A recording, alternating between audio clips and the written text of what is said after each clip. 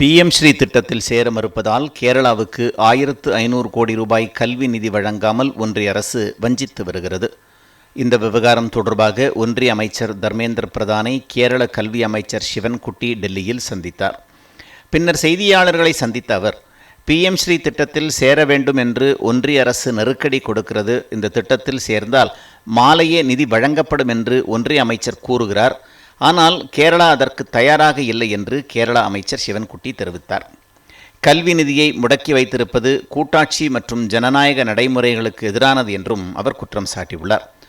ஒன்றிய அரசு நிதி வழங்க மறுப்பது குறித்து உச்சநீதிமன்றத்தில் வழக்கு தொடர்வது குறித்து ஆலோசித்து வருவதாகவும், தமிழ்நாடு அரசும் இந்த திட்டத்துக்கு எதிர்ப்பு தெரிவித்து வருவதால் தமிழ்நாடு அரசுடனும் ஆலோசனை நடத்தப்படும் என்றும் கேரள கல்வி அமைச்சர் சிவன்குட்டி தெரிவித்துள்ளார்.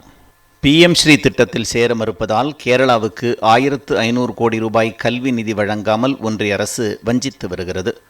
இந்த விவகாரம் தொடர்பாக ஒன்றிய அமைச்சர் தர்மேந்திர பிரதானை கேரள கல்வி அமைச்சர் சிவன்குட்டி டெல்லியில் சந்தித்தார். பின்னர் செய்தியாளர்களை சந்தித்த அவர், PM ஸ்ரீ திட்டத்தில் சேர வேண்டும் என்று ஒன்றிய அரசு நெருக்கடி கொடுக்கிறது. இந்த திட்டத்தில் சேர்ந்தால் மாலையே நிதி வழங்கப்படும் என்று ஒன்றிய அமைச்சர் கூறுகிறார். ஆனால் கேரளா அதற்கு தயாராக இல்லை என்று கேரளா அமைச்சர் சிவன்குட்டி தெரிவித்தார். கல்வி நிதியை முடக்கி வைத்திருப்பது கூட்டாட்சி மற்றும் ஜனநாயக நடைமுறைகளுக்கு எதிரானது என்றும் அவர் குற்றம் சாட்டியுள்ளார். ஒன்றிய அரசு நிதி வழங்க மறுப்பது குறித்து உச்சநீதிமன்றத்தில் வழக்கு தொடர்வது குறித்து ஆலோசித்து வருவதாகவும், தமிழ்நாடு அரசும் இந்த திட்டத்துக்கு எதிர்ப்பு தெரிவித்து வருவதால் தமிழ்நாடு அரசுடனும் ஆலோசனை நடத்தப்படும் என்றும் கேரள கல்வி அமைச்சர் சிவன்குட்டி தெரிவித்துள்ளார்.